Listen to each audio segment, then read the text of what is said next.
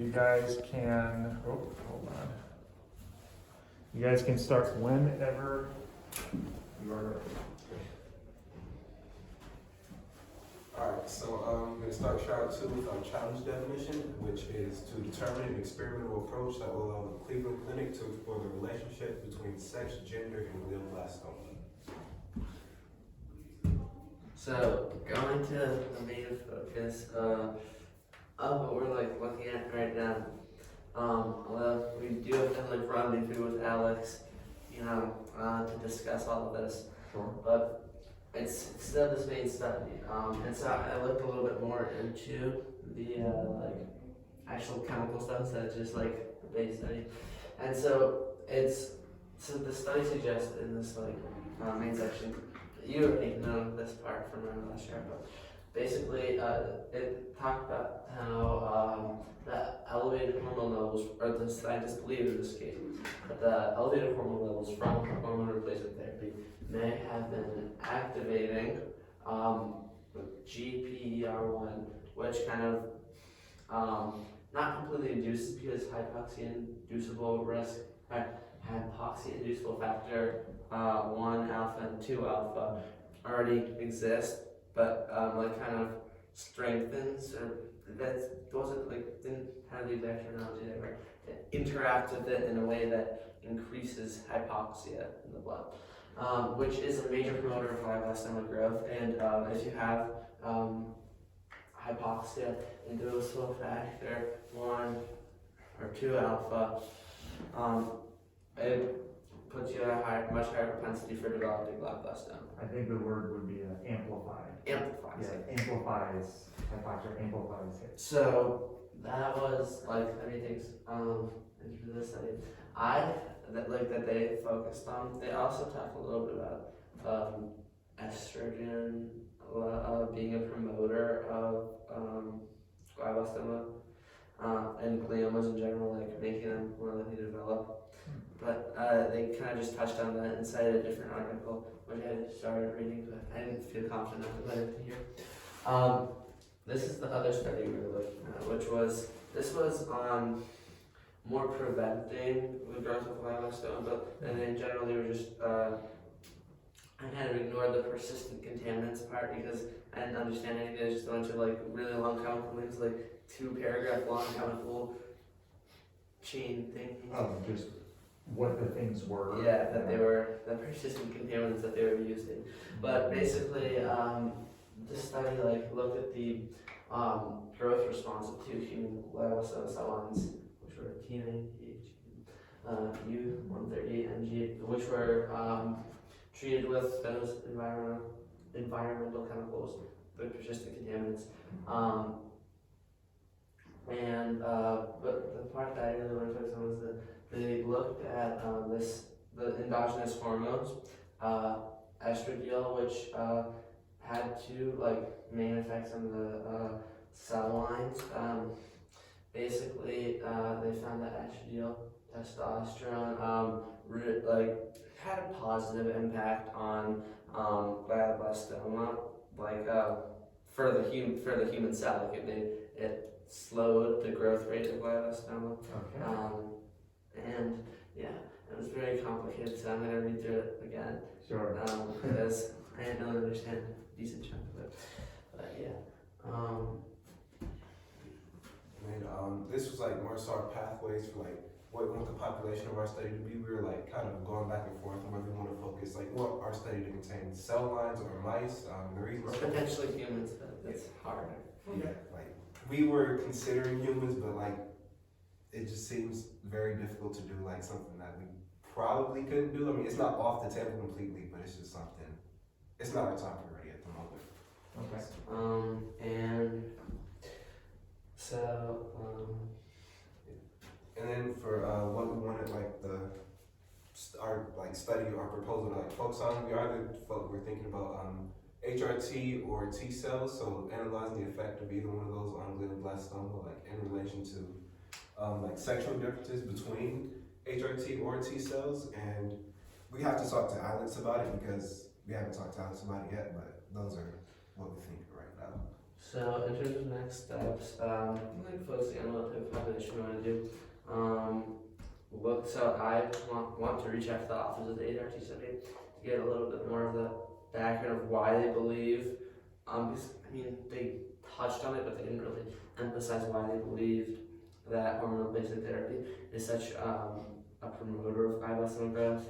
And I'd like to reach out to them about this, see if we can schedule an interview, and process the information that we gathered from the discussion with Dr. Aletheia, and in general, just do some further research into the chemical processes and more of the scientific stuff behind, in order to be able to develop the specifics in a study proposal. Nice. Yeah. Perfect. Thank you guys. You can sit down and be ready to take some notes.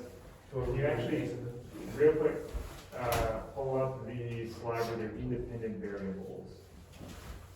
First of all, I want to say the idea of just calling an author of a study or emailing and trying to talk to them. No one has really just brought up that very straightforward thing of saying, wow, why don't I just talk to the person who did this cool study? I think that would be a really great idea. You can take a seat if you want, Imre or Stan, whichever is better. So, you guys have, we have this, I'm gonna make a little model, but we have this basic thing. We have glioblastoma, right? Okay, that's right, it's just T cells. So, excuse me, there is some influence of T cells, right, in the glioblastoma, and that's something that he talked a little bit about. Mm-hmm. And then there's also sex hormones. Sex hormones. And the question is, do sex hormones influence T cells? How do sex hormones influence glioblastoma? And then coming in behind all of this too is, I'm trying to think of where's the best place to put it, we'll just put it, right, sex chromosomes. Genes, right? There's different genes that all might also influence these things too, right? So all of these arrows, this is just like a general model, right? Or this is a question, this is pretty well understood. The sex chromosome influencing sex hormones. But these are all lots of question marks, right? A lot of things that we don't fully understand yet. This is kind of like an overall model of what you guys are talking about and this kind of potential research path. And if you zoom in on any of these question marks, that could be multiple studies, right?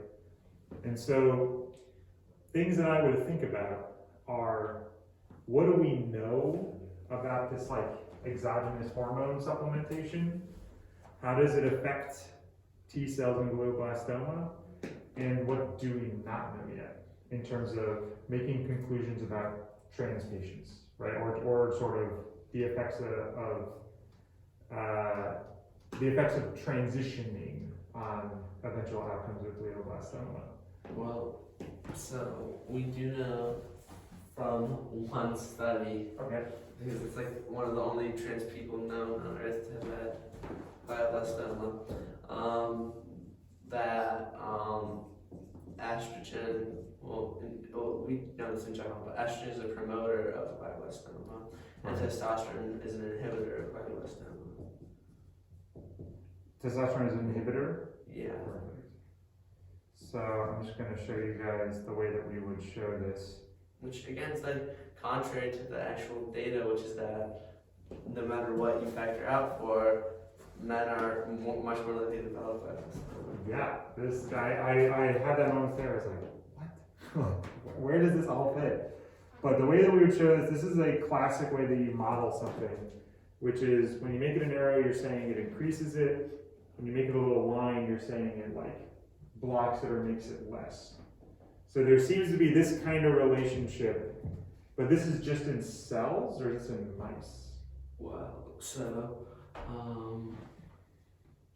it's believed to be in cells, but so one of the tests was in mice, and then the other was in a human, and then some of the background information I honestly don't remember because I read so many articles.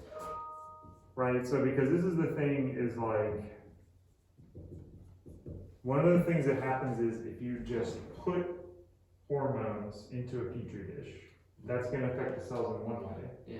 But When when, you actually see it in the living being, right, there's so many other things like that. confounding variables. Right, well, so it might be that like maybe testosterone affects T cells, which then are actually what's causing that, right? And this is what he was talking about when he was talking about T cell fatigue or exhaustion. Where it seemed like in men, their T cells, they got more, as he put it, exhausted in some way. So they were not then as good at fighting glioblastoma. So when you look at this overall trend, if it's in cells, then that may not reflect like an organism, right? Which is what's challenging to kind of parse out. This is all where you're at right now is like, this is what you do in science, which is you're in this big mess and you're just like, what the hell does all this mean? Yeah, it's also a little harder because, like, in terms of focusing on like one research path, it's a lot harder with Alex and I think here to talk to them about it. Right, it's totally fair. And we You only guys like just have two kind of had time to discuss it yesterday, but like everybody was focusing on credits. Yeah, that was the focus yesterday, it makes sense. What I will say is, you are in a good spot right now. You do not need to have a total clear path fully figured out. And I would start to think about where you want to zoom in on in all this. And how you would look at that for keeping in mind, it's not just answering questions about sex differences, it's answering questions that could then help apply to patients who are transitioning in some way. I think one of the challenges you're gonna run into this week is that we are not meeting officially, but you guys are meeting a bunch this week. Next week. Next week. So what masterclass week is gonna look like is every morning, 3 hours, you're in macro. You're not doing normal macro stuff necessarily. You're doing somewhat related activities, but there's some amount of just like de-stress, hanging out, doing some fun things. Sorry, that's my timer, it's very stressful. Sounds like a fire. It does. It's been stressing everybody out. So you got this whole kind of de-stress hanging out, but right now, scheduled within that, this record has 3 days where you're gonna get an hour of team time to just like keep working on the challenge. If people want more than that, other teams have talked about that, you can communicate that and she will absolutely give you guys more team time. I'm gonna try to swing by when I can, if I get any breaks in credit reading.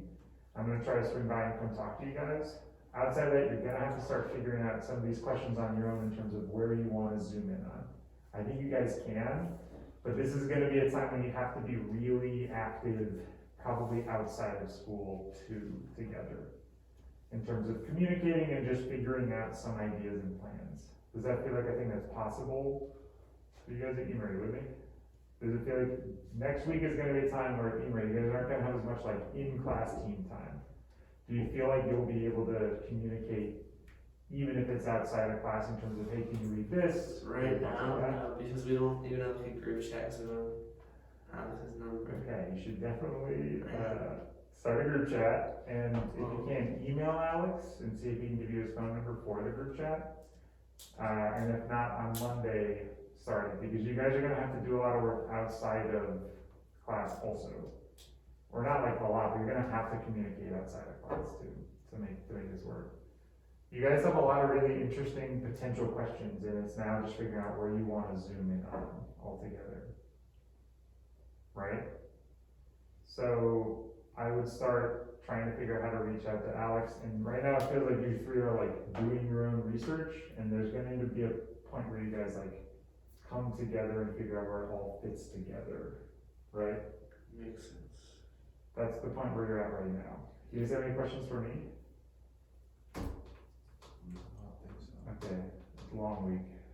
I hear you guys.